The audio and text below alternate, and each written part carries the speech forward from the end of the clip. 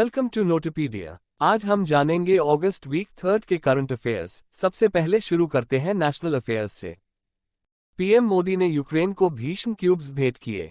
Ukraine की यात्रा के दौरान प्रधानमंत्री नरेंद्र मोदी ने कॉम्प्रहेंसिव ह्यूमैनिटेरियन असिस्टेंस का वादा किया और यूक्रेनियन गवर्नमेंट को 4 भीष्म या भारत हेल्थ इनिशिएटिव फॉर सहयोग हित एंड मैत्री क्यूब्स सौंपे।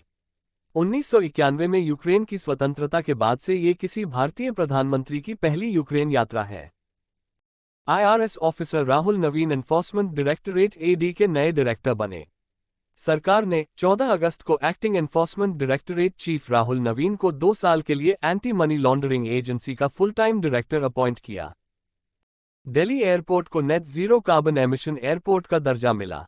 दिल्ली एयरपोर्ट ने एयरपोर्ट काउंसिल इंटरनेशनल की एयरपोर्ट कार्बन एक्रेडिटेशन योजना के माध्यम से net zero carbon emission airport का दर्जा प्राप्त करने वाला भारत का पहला एयरपोर्ट बनकर इतिहास रच दिया। दिल्ली इंटरनेशनल एयरपोर्ट लिमिटेड इस इंपॉर्टेंट अचीवमेंट की घोषणा करते हुए रोमांचित है। M Suresh airport authority of India के इंटरिम प्रेसिडेंट बने। एम सुरेश को अगस्त 2024 से एयरपोर्ट अथॉरिटी ऑफ इंडिया का इंटरिम प्रेसिडेंट अपॉइंट किया गया है। ये परिवर्तन पिछले प्रेसिडेंट संजीव कुमार को हटाने के सरकार के फैसले के बाद हुआ है, जो ऑर्गेनाइजेशन की लीडरशिप में एक सिग्निफिकेंट चेंज का संकेत देता है। चलिए अब बढ़ते हैं इंटरनेशनल अफेयर्स की ओर। इंडिया रशियन ऑयल का टॉप इंपोर्टर बना। जुलाई में भारत ने रशियन ऑयल का वर्ल्ड का सबसे बड़ा इंपोर्टर बनकर चाइना को पीछे छोड़ दिया, क्योंकि इंपोर्ट डेटा के अकॉर्डिंग फ्यूल प्रोडक्शन से प्रॉफिट मार्जिन में कमी के कारण चाइनीज रिफाइनर ने कम तेल खरीदा। श्रीलंका गवर्नमेंट ने बिना वीजा के श्रीलंका जाने की अनुमति दी। श्रीलंका गवर्नमेंट ने एक नई पॉलिसी लागू की है जो 35 देशों के सिटीजन्स को बिना वीजा के श्रीलंका जाने की अनुमति देती है। टूरिज्म को बढ़ावा देने और अन्य देशों के साथ अपनी पार्टनरशिप डेवलप करने के प्रयासों के तहत श्रीलंका में ये पॉलिसी 1 अक्टूबर 2024 को प्रभावी होगी। अब बारी है बैंकिंग एंड फाइनेंस की। आरबीआई ने तमिलनाडु मर्केंटाइल बैंक के एमडी और सीईओ के रूप में साले सुकुमारन नायर को मंजूरी दी। रिजर्व बैंक ऑफ इंडिया ने 3 साल के कार्यकाल के लिए तमिलनाडु मर्केंटाइल बैंक के मैनेजिंग डायरेक्टर और सीईओ के रूप में साले सुकुमारन नायर का नॉमिनेशन एक्सेप्ट कर लिया है। 35 वर्षों से अधिक अनुभव वाले Sukumaran Nair state bank of India में डेप्यूटी मैनेजिंग डायरेक्टर और चीफ क्रेडिट ऑफिसर के रूप में कार्य करने के बाद ये पद संभाल रहे हैं। अब बढ़ते हैं अपने अगले टॉपिक की तरफ, जो कि है साइंस एंड टेक्नोलॉजी।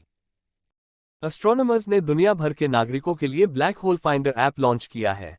इसे डच ब्लैक होल कंसोर्टियम ने बनाया था। इस कार्यक्रम का प्राइमरी पर्पस आम लोगों को न्यूली फॉर्म्ड ब्लैक होल्स की खोज करने में सहायता करना है। यह ऐप अब 8 अलग अलग लैंग्वेजेस में उपलब्ध है, जिससे दुनिया भर के यूजर्स इसे एक्सेस कर सकते हैं। ब्लैक होल की खोज में एक्टिवली हिस्सा लेने के लिए ये सॉफ्टवेयर आपकी मदद करता है। चलिए अब देखते हैं स्पोर्ट्स सेक्शन। शिखर धवन ने इंटरनेशनल क्रिकेट से रिटायरमेंट की घोषणा कर दी है। इंडियन क्रिकेट के बेहतरीन ओपनर शिखर धवन ने 38 साल की उम्र में इंटरनेशनल क्रिकेट से रिटायरमेंट की घोषणा की है। इंटरनेशनल क्रिकेट से रिटायरमेंट लेते समय धवन ने सूचित किया कि उन्होंने league cricket, specially Indian premier league में खेलना जारी रखने की योजना बनाई है। लोज़ैन डायमंड लीग में नीरज चोपड़ा ने दूसरा स्थान हासिल किया। नीरज चोपड़ा ने लोज़ैन डायमंड लीग में शानदार प्रदर्शन किया। उन्होंने अपने लास्ट अटेम्प्ट में 89.49 मीटर की सीजन बेस्ट डिस्टेंस को हासिल किया। इस रिजल्ट ने उन्हें ग्रेनाडा के एंडरसन पीटर्स के बाद दूसरा स्थान दिलाया, जिन्होंने 90.61 मीटर फेंका। जर्मनी के कैप्टन इल्का गुंडोगन ने इंटरनेशनल फुटबॉल से रिटायरमेंट ली। जर्मनी की नेशनल फुटबॉल टीम के 33 वर्षीय कैप्टन इल्का गुंडोगन ने इंटरनेशनल फुटबॉल से संन्यास लेने की घोषणा की। ये डिसीजन यूरो 2024 में जर्मनी के प्रदर्शन के बाद आया है, जब गुंडोगन ने अपनी टीम को क्वार्टर फाइनल तक पहुंचाया था, लेकिन फिर वे ओवरटाइम में चैंपियन स्पेन से हार गए थे। Diana Pundole national car racing championship जीतने वाली पहली इंडियन वुमन बनी। डायना पुंडल चेन्नई में आयोजित MRF Indian national car racing championship 2024 में सलून कैटेगरी में नेशनल चैंपियनशिप जीतने वाली पहली भारतीय महिला बन गई। अब थोड़ा डिफेंस सेक्टर पर भी नजर डालते हैं। भारत ने सुखोई 30 MKI फाइटर प्लेन से ग्लाइड बॉम्ब गौरव का सक्सेसफुल टेस्ट किया। भारत ने इंडियन एयरफोर्स के सुखोई 30 MKI लड़ाकू विमान से लॉन्ग रेंज ग्लाइड बॉम्ब गौरव का सफल पहला फ्लाइट टेस्ट किया है। मिनिस्ट्री ऑफ डिफेंस ने मंगलवार को बताया कि फ्लाइट टेस्ट के दौरान ग्लाइड बॉम्ब ने लॉन्ग व्हीलर आइलैंड पर बनाए गए लक्ष्य को एक्यूरेसी से मारा। ये टेस्ट ओडिशा के कोस्ट पर किया गया। अब देखते आज का आखिरी टॉपिक जो है awards and honour. Rajiv Gandhi international airport ने बेस्ट एयरपोर्ट अवार्ड जीता।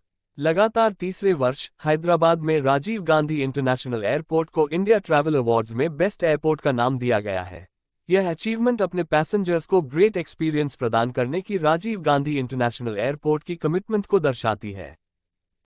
नोटपीडिया के न्यूज सेक्शन में आपको सारी करंट अफेयर्स न्यूज मिल जाएगी। इन करंट अफेयर्स की न्यूज का लिंक आपको वीडियो के डिस्क्रिप्शन में भी मिल जाएगा।